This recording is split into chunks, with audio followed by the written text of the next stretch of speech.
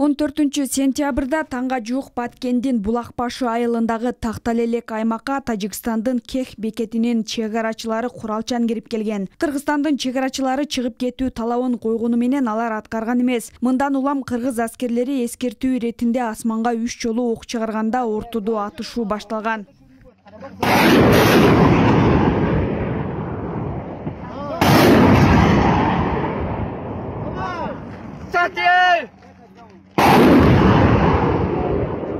Окуя күчө баштаганда эки тараптын чегара башчылары жолугушкан. Ок атышуу токтогон менен абал чыңалып турганы кабарланган. Кийинчерээк тажик тарап миномет колдонгону белгилүү болду.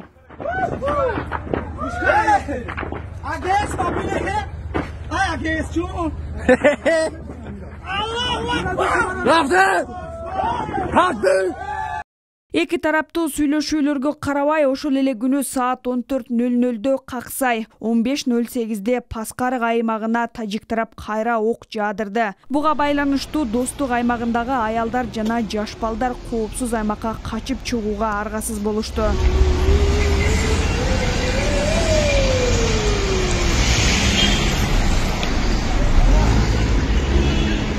Бул күнү Кыргызстан тараптан эки аскер кызматкери 3 жай тургун жараат алганы кабарланды. Ошол эле күнү УКМКнын жетекчиси Камчыбек Ташиев Баткенге барып, жабыр тарткандардын абалы менен таанышкан соң душмандардын кол салуусуна мындан ары адекваттуу жооп болот деп билдирген. Сиздер деле ошол аскер кызматкерлердин катарында ар дайым элибиздин сакчыларына турасыңар. Силерге рахмат кызматыңарга. Чегарадагы кырдаалды талкуулоо үчүн УКМКнын төрагасы Камчыбек Ташиев өзү келгени менен Тажикстандын УКМКсынын жетекчиси келген эмес. Ордуна чегара кызматынын жетекчисин жиберип койгон. 15-сентябрда кырдаал тынч болгону менен тажик тарап 16-сында таңга жуук саат 6-ларда Баткендин эки таш, Чыр дөбө, Кум базар жана Орто Боз аймактарын бир учурда басып кирди. Көп өтпөй эле Көк таш чегара бекетин миномет менен аткылаган. Андан соң кайрадан Самаркандек жана Паскарык аймактарына ок атышкан.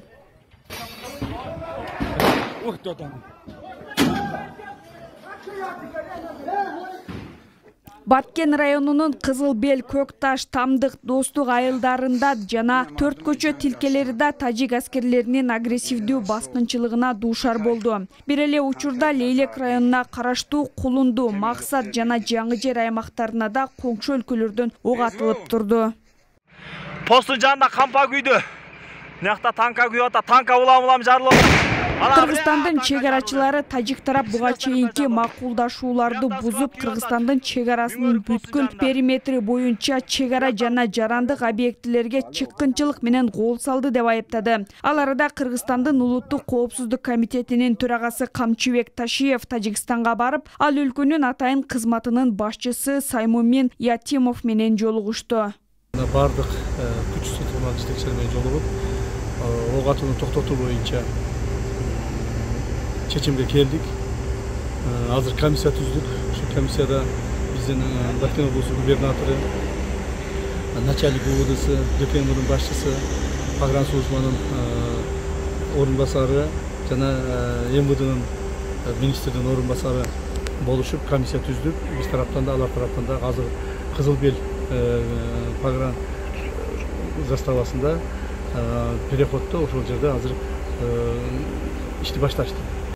Бирок тажик тарап бул макулдашууну да бузду. Чегарага жакын жерге оор аскердик техникаларын алып келип, аткылоосун токтоткон жок. Баскынчылардын арасында белгисиз кийимчен, сакалчан адамдар да жүргөнүн чегара кызматкерлери билдирип жатышты.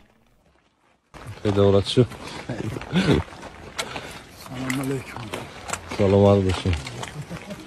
16-сентябрда түштөн кийин Баткен, Лейлек райондорунда катуу уруш болду. Баткендеги аэропорттун айланасы, шаар четиндеги имараттар жалпы ракеталык аткылоого кабылган. Ошол эле убакта тажик аскерлери Достук айылындагы мектептин имаратын ээлеп алганы тууралуу видеолорду соц тармакка жүктөшкөн.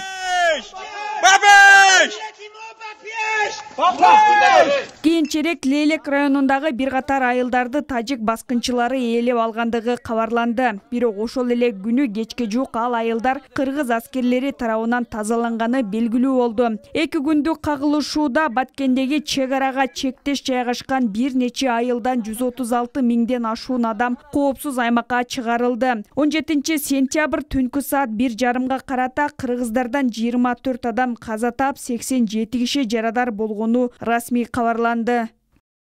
Бул аралыкта ок атышуу токтоп, тажик тарап өз үйлөрүн өзү өрттөй баштаган. Алардын мындай кадамы кийин кыргыз тарапты айыптоо үчүн атайлап жасалган чагым болуп саналат деп билдиришти чек ара кызматы. 17 сентябрь түн тынч өтүп, бирок эртең менен 9га жакын Паскарак айылы тарапка ок чыгарылып, миномет менен аткылоо 5 мүнөттөй созулган. Саат 11лерден өтүп, Достук айылы минометтик аткылоого кабылган. Ошол эле күнү тажик тарап түштөн кийин Чоңалай районундагы Тешикташ, Карамык жана Каруол дөбө айылдарындагы чек арачылардын позициясын аткылаган. Мындан соң Чоңалайдын 5 миңден ашуун киши коопсуз жайга эвакуацияланган. 18:20да тажик тарап Карамык бекетине кайрадан ок аткан. Учурда Баткенде да, Чоңалайда да ок атышуу токтогону менен абал чыңалуу бойдон сакталууда. Күч түзүмдөрү абалды жеринде көзөмөлдөп турат. Зыягүл Болот кызы, Азам Бузриков, Бейтарап.